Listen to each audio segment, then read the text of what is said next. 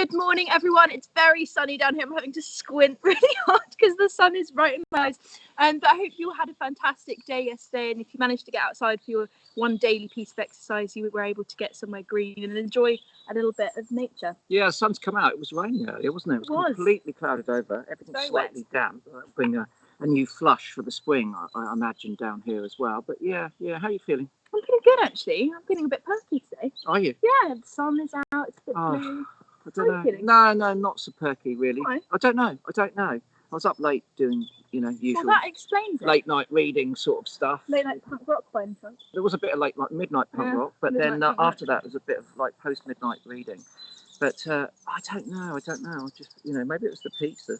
I don't know. Well, you cooked them, so I could explain why. Anyway. Oh, hold on. I heated them up. Yeah. I heated them up. Let's be realistic. And then put a load of stuff on top that I got out of jars in the cupboard. That were dated back from the 18th century. Yeah, things like some, cappers from 1972, some gherkins from the mid-50s. Gherkins on a pizza, I still find that just... Jalapenos, the dregs, about 3 tiny micro slices of jalapenos. Fascinating. Anyway. Yes, moving on from last night's supper. To our daily Sound Approach UK. Of course, do follow this on Twitter at Sound Approach UK. They are posting daily songs from birds, and it is absolutely great. I'm really enjoying it. It really helps me kind of learn birds, some unusual ones as well. So yesterday's one was this. Now, I'm sure that most of you will get this. It's very recognisable around the UK. Often they are known to be around beaches. They're something that we really resonate with by the seaside. So have a listen.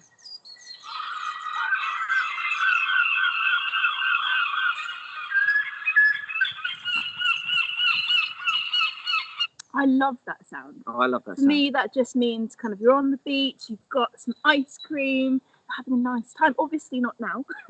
Obviously not now. We're not at the beach, but it is a great bird. Of course, that is the European herring gull. Yeah. They've got really distinct calls. They've got different vocalizations. You often hear a low frequency barking. If they're anxious, you often hear this kind of quick chirp as an alarm call. But that call you just heard there was a long distance territorial call, and they do that to stress the boundaries of their areas.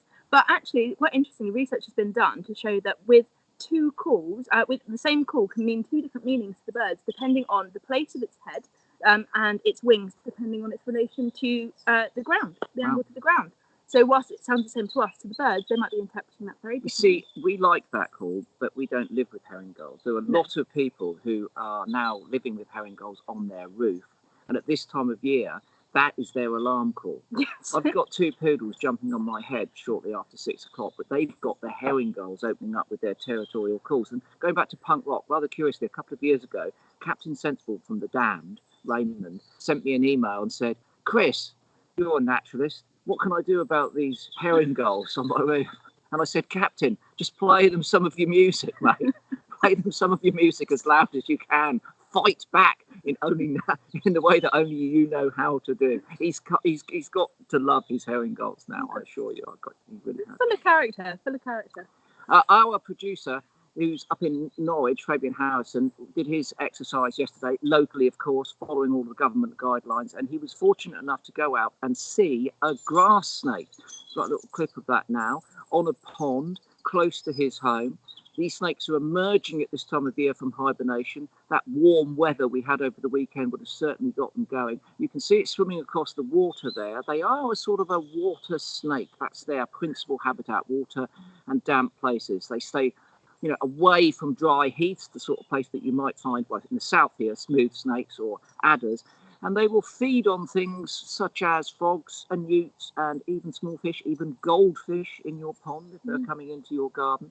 They have the remarkable capacity to swallow those fish whilst they're underwater. Amazing. So they can feed underwater. I've always loved grass snakes.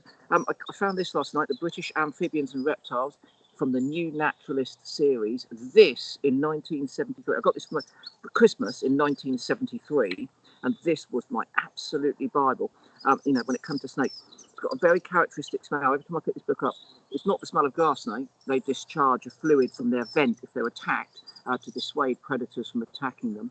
It's said to be enormously unpleasant, sort of garlic type smell. Not the case. That book smells so good, just takes me back. Then obviously Trevor Beebe, Amphibians and Reptiles is another new naturalist you might want to catch up on. These can be hard to get hold of now, and they become quite collectible. So the other couple of books I would recommend for reptiles are these ones: Amphibians and Reptiles by Trevor Beebe, Pelagic Publishing, and this one here, Britain's Amphibians and Reptiles, Howard Innes. And I'll just open that one on the grass snake page. It's got all the information you require in terms of identifying the snakes there, shows you when they're active, at which time of year, tells you a little bit about what they're going to be up to. Grass snake, fantastic animal. Top work, Fabian. He's allowed out of his bedroom every now and again. He's a brilliant, aside from being a tech wizard, Fabian is also obviously a very keen. Very good. I mean, I love grass snakes, and you know me, I absolutely love understanding our relationships to certain animals and how they evolved over time. I'm particularly fascinated with myths because I think, I mean, they're just incredible. How you wrap your head around how, you know, these ideas evolved. And it is an interesting one with grass snakes. There's a Baltic myth that said if you put a grass snake under the bed of a married couple, it gives them luck. And also, there's another one that a grass snake lives under the house of each of us, and if that grass snake moves out, the house burns down. I'm not entirely sure we want to encourage people to put grass snakes under their beds. Under their beds, but yeah. I mean, where did that myth come from? How did that arise? Well, I mean, it's fascinating, isn't it? When you look into the mythology of snakes generally, they've all. I mean, look, Adam and Eve, snake. Yeah. Generally, they're represented as evil, but they've always been a great force. Our mistrust of serpents generally has meant that they've been a force in mythology. But that's an exception with grass snakes, because all serpents are deemed to be that evil characteristic, but grass snakes are actually good for luck, and that kind of goes across a lot of different cultures. Fascinating. Anyway, moving on from myths. Go on. So we set out a camera trap a couple of days ago on a badger set close to us to see if we could get any badger action. During the daytime, the bait that we'd been putting out for them was being stolen, of course. The usual culprit. Here we have the grey squirrel. I don't mind that really. The grey squirrels are doing what they need to do, I suppose, at this time of year. A bit of the badger's nuts there. But then we did get lucky later on. We did. We got a very unusual visitor. Now, of course, in a badger set, you'd expect badgers, but you might not expect this one. This is an aesthetic badger. They are relatively common. Well, they're not as rare as you'd expect them to be, and they're often mistaken for albinos. That is not the case. This is not an albino animal. What it is, if you look at it in the daylight, it actually has a very reddish, pinkish colour pigmentation on its body. It has the same unique stripes. Its eyes are almost like an orangey marmalade colour. Albinos would be bright white, unable to show any pigmentation whatsoever, and they'd have red eyes. But an aesthetic badger is able to, and that's because of a recessive gene that changes the pigmentation of its skin. It doesn't necessarily affect its survival rates. They can live very, very happily with that kind of unique coloration. But it's also something that's seen on many other species. Leopards are known for it, as well as crickets and a whole load of other things. In fact, crickets, they go very, very pink when they're aesthetic. So it's quite interesting. Pink cricket? Pink cricket. Never seen an aesthetic cricket. But that's difficult to say, isn't it? I've never seen an aesthetic cricket. Aesthetic cricket. Let's leave it. Yeah, Let's just move swiftly on. I mean, in terms of the badgers, though, we get them reported quite frequently. I don't know. We should have tried to find out a stat. I would guess it may be like 1 in 200, 1 in 300 or something like that. It's not uncommon. Not really. That uncommon. And of course, they always stand out when people see them because they are so distinct. And particularly in camera traps, because that coloration, that light coloration stands out in that infrared light. So they look albino, they look bright white, but they're actually a reddish, pinkish colour. Okay, skull of the day. Here we are. Here's our skull of the day today. Look at the bill. The bill is not exactly hooked, but it's curved. There's the underside of the skull and the top side like that. So there. And this is an extraordinarily common bird in the UK countryside, but it's not a native. A non-native species with that rather large bill like that. We'll give you the answer at the end. If you think you know what that is, send your answers in. Martin Hughes-Games, for many years, was my co-presenter on Springwatch. I miss him terribly.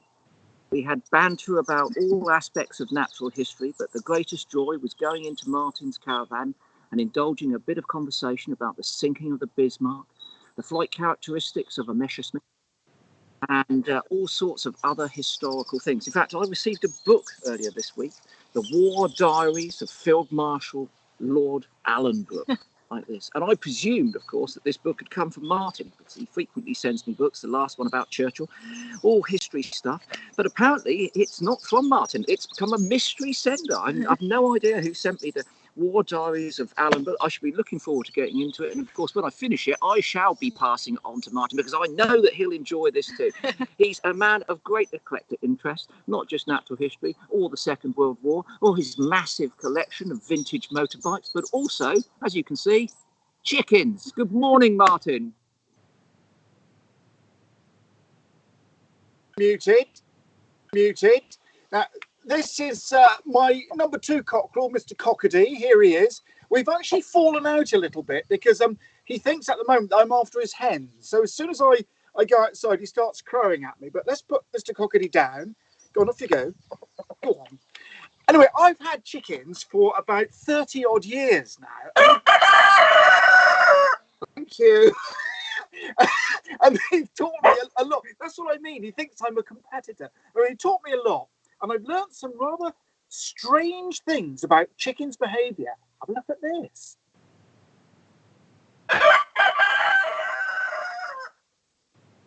Am I doing it, love?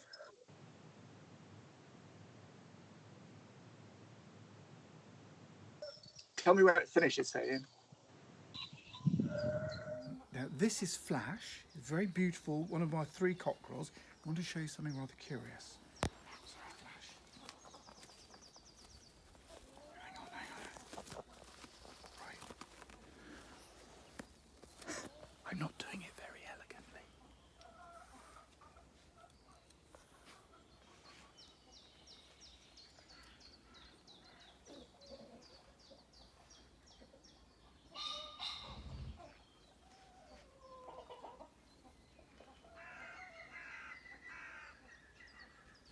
Okay, lift him.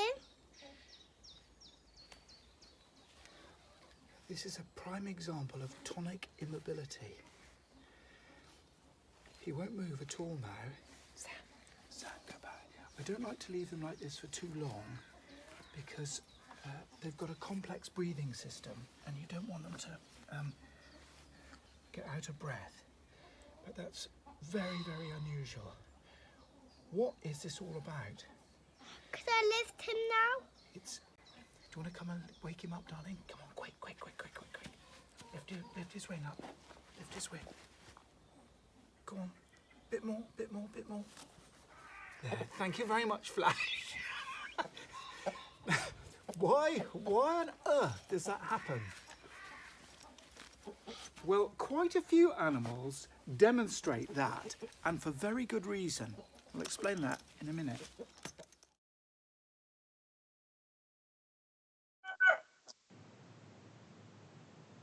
Weird. I mean, what is that all about? How can that be useful to the chicken?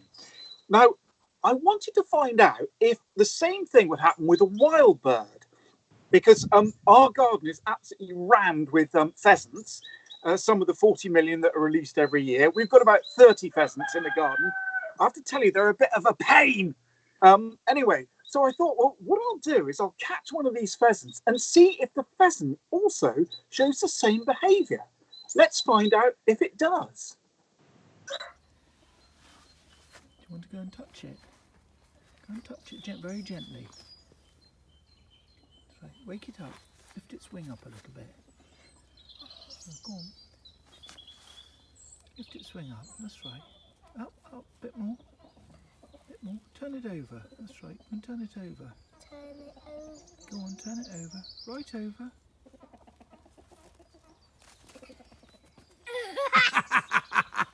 That was strange, wasn't it? Yeah. There it goes. Whee! One of our hundreds and hundreds of pheasants. That was very interesting because... Pit! Because it just goes to show that tonic immobility works just as well with wild birds, not surprisingly, as it does with chickens. Very interesting. Great example of tonic immobility. We have over 30 pheasants living in the garden. So we're using them for a bit of gentle entertainment as well as feeding the entire blinking flock. Naughty wood. Anyway, a bit more tonic and mobility sometime in future.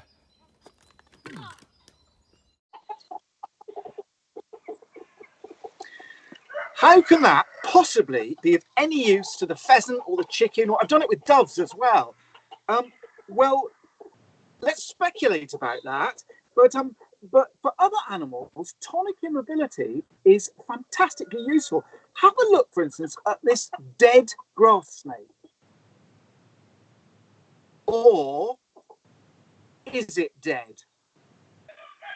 Now, that grass snake is showing tonic immobility or playing dead. It's called Thanatosis. I love these lovely words. And like Chris said earlier, if you pick up a grass snake, often it will poo and it puts out this terrible smelling stuff. Unless you're Chris, she loves the smell of it.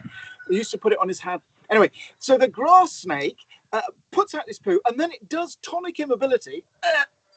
And so a would-be predator comes along and it looks at the smell, looks at apparently dead grass snake and thinks, I think I'll give that a miss today. So in some animals, tonic immobility, Thanatosis, is incredibly useful. And then, of course, you've got possums. I mean, they give it playing possum is the name that commonly used for people playing dead. So tonic immobility could be useful. Chickens, why do they do it? I mean, could it be a throwback to the days when they were jungle fowl and if they were approached by a tiger at the last moment, all they could do was sit absolutely still? Who knows? When I go out in the morning to feed the chickens, I have a dustbin full of food. And this introduces me almost every day to another fabulous creature that I absolutely adore. Let us go in now to the chicken run and open the food and see what's resting inside there. Have a look. Right, let's go in the chicken run because there's something very fascinating to see in the pot where we keep all the chicken food. Go on, back. Come on. Right, now, bingo. Right, in here, in the chicken run, in the food run, there are very often earwigs. Look, here is an earwig. In fact, this is a female. I'll tell you how you can tell in a minute, but here's an earwig. Now there's often earwigs inside the chicken food bowl. Now why is that? Oh, it's gone. The reason is a thing called positive thigmotaxis. So when the lid is on, earwigs love to feel pressure on their back of their bodies and their front. That's thigmotaxis. And they'll keep moving until they feel pressure on their back. And of course, when they feel pressure on the back, if they stop moving, they're generally underneath a stone or somewhere protected. So what they do is at night, they come up here, up the side, and then they get underneath the lid and they feel nice and secure. And when I open it to feed the chickens, there they, oh, here's another one. Here they all, oh, can you see? Oh, earwig.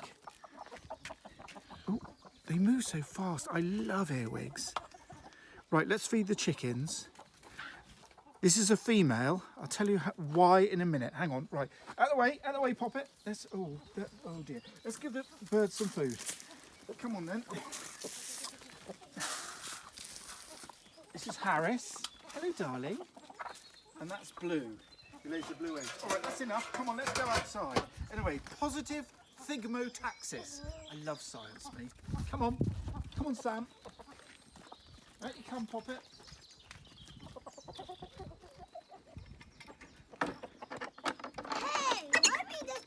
Hey, what?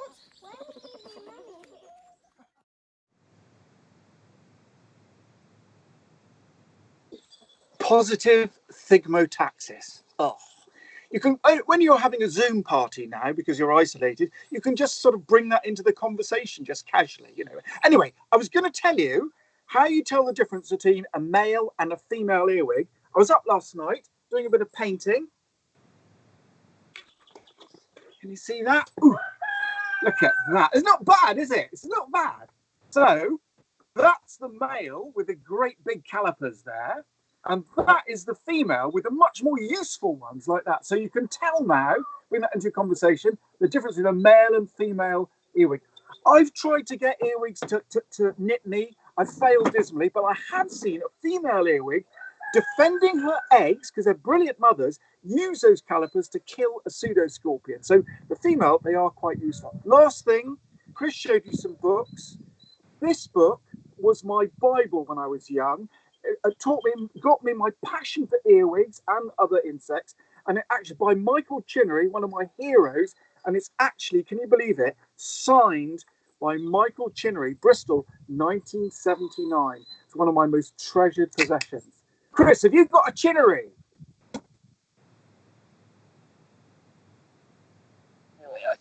Yes, Martin, I've got a Chinnery. I've got a Chinnery or two. And like you, for me, it was, the insect Bible at that point.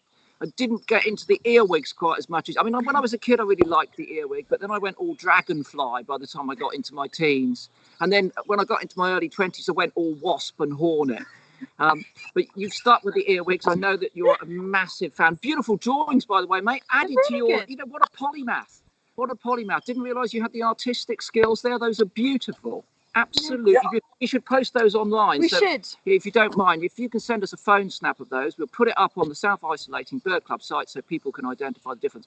But Megs, you want to tell Martin about your sharks? Yeah, so I did a bit of work with sharks, and they are, of course, really known for tonic and mobility. When we're working them up, taking scientific data from them, you flip them upside down, and they think it's because of like a sensory overload. So if you flip a shark upside down, it goes into that sleep-like state, which is really interesting. It's interesting about why they do that and exactly the functions makes behind them a bit easier to work with. It does make them slightly easier to work with larger sharks, that's for sure. Difficult to turn them upside down. Martin, before you go, just got to ask you, have you seen any roding woodcock yet? It's that season, isn't it? Have you been out of an evening with maybe a glass of something, standing there as the twilight begins to gloam, looking for the roding woodcock? Chris, I haven't seen the roding woodcock, but I will definitely go out now, because the woodcock fly up this tree line behind me, and often in the winter I go up at the crack of dawn just to see them coming back from an evening of worming down in the valley there. So if they're still around, the British woodcock, I haven't seen them roding. What I do see is tons and tons of woodpeckers now. The green woodpeckers are yaffling. I don't know if you heard while we were talking that there's lots of drumming going on around, and my bird boxes are being hammered by the woodpeckers already. I don't know why that is, but today I'm going up to put plates up to protect them. You go out roding, take a camera with you, and make us a little film if you get a woodcock. I'll have a look here in the evening, and we can have we can have a contest. I nearly said something inappropriate then, but we can have a contest to see who gets the most woodcocks. Let's do that woodcock challenge, Chris. And don't forget, Latin name, Scolopax rusticola. What a beautiful Latin name that is for a beautiful bird. Ever so much. Thank you, Martin. See you again. Bye. Top bloke. What an absolute top bloke. He's brilliant. Top bloke. I'll tell you another top bloke. And there were chickens. Oh, chickens. Paul Riding on Twitter. He's a top bloke because he went out and made a washing up tub bath like this. Following in the footsteps of myself, Chris and Laura Howard, Bella Lack, we've all been talking about putting ponds in the garden. I'm sure that by the time that he next visits his little pond, there'll be something living in there. I like how neat it is. It's a very neat little pond. Well, yeah, he's just sort of dug it there now, hasn't he, really? But look, essentially, he's got the shallow stones going in there so things can get out if they fall in and don't want to stay in. And, of course, that will grow over. That turf that he's got there will grow over throughout the course of the summer. And this will be a great repository of life. It will be. Talking about some great life, we got sent a video by Fran McGarry earlier of a tawny owl. Take a look at this. This is a tawny owl that's very alert. You can see it's probably taken around dusk time with that light coming down. So they are typically going to be hunting then. It's on the ground because lots of its prey, of course, are there. Things like small rodents. So it's perhaps, attempted to catch something, sat there looking very, very alert. I love that though. Yeah. You don't really get to see tawny owls on the ground very much, so it's quite interesting. No, they do go down. They'll eat worms, they'll eat frogs. On Spring Watch a few years ago, they were bringing large slugs to the nest, which they were clearly taking off the ground. We didn't see them on the ground. That was good. Yeah, we've also been telling you now that everyone's self-isolating. It's a great time, obviously, to enjoy the birds in your garden, but also to gather that data. The British Trust for Ornithology have made their garden bird watch free. So you can go to bto.org/ Birdwatch, Garden Birdwatch, I think is that. And you can sign up for free. Lots of people have been doing this. 2.5 people so far have signed up. And of course, then they're sending in all their reports. Have a look at this film. This is Luke in Scotland, a young man who signed up to that Birdwatch and is busy at work.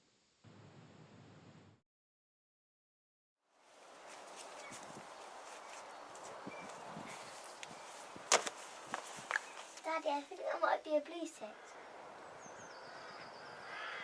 I've got a blue tit, I've got a chaffinch, I've got a great tit, I've got two jackdaws, and I've got a robin, a rook, and I've got a cat. Okay, and what do you think we'll find if we go and look in the pond in a minute? A newt.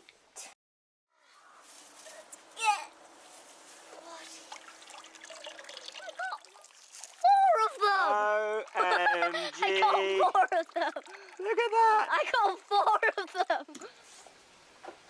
Goldcrest rope. Great tit. Yep. How many of those did we get? Great tit. 2. One tail tit. No. Missile thrush.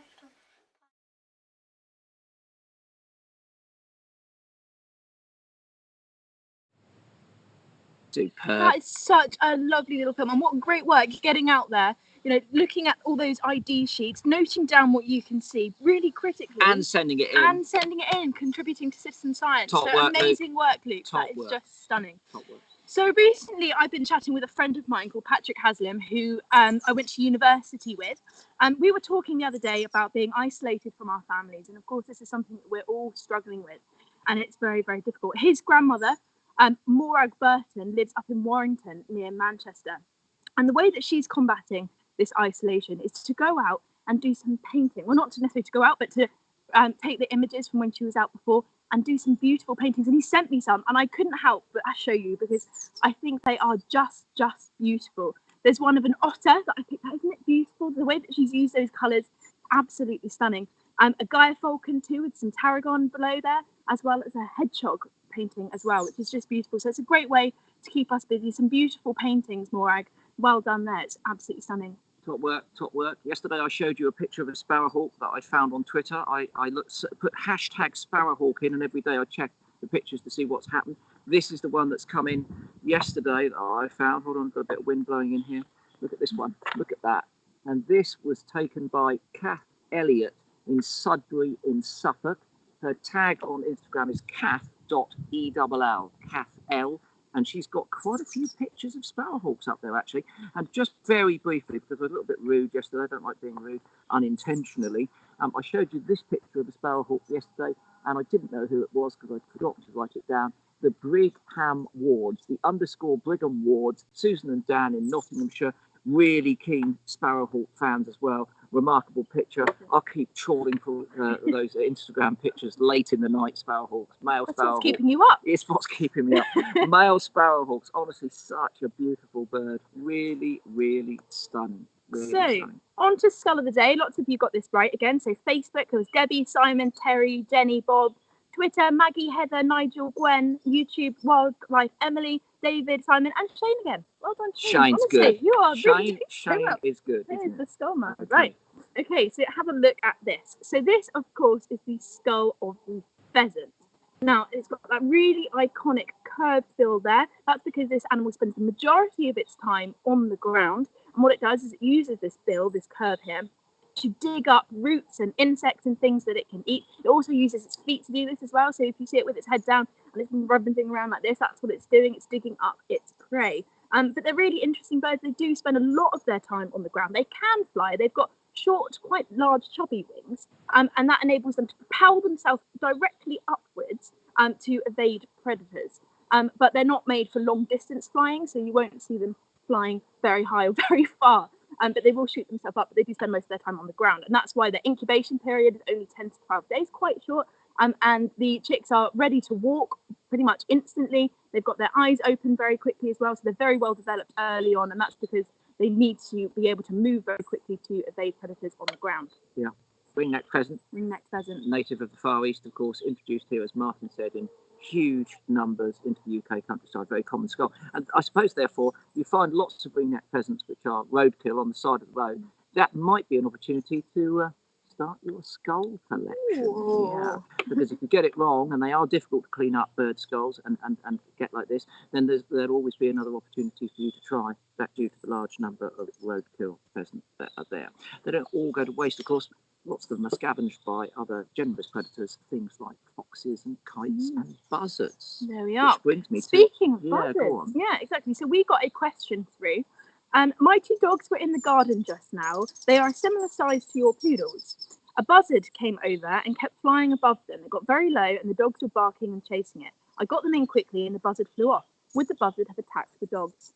I don't think so, but if you'd like to send the buzzard round here to attack our poodles, I'd be very, very grateful, because at the moment, they're indoors at the moment, but they are proving to be quite difficult. Defiant. Yes, so the toddler age. And we're getting back to the question, very small dogs, could be predated by a buzzard. I think it would have to be exceptional circumstances. When I'm saying very small, I'm talking like Chihuahua, maybe miniature Dachshund, that sort of thing.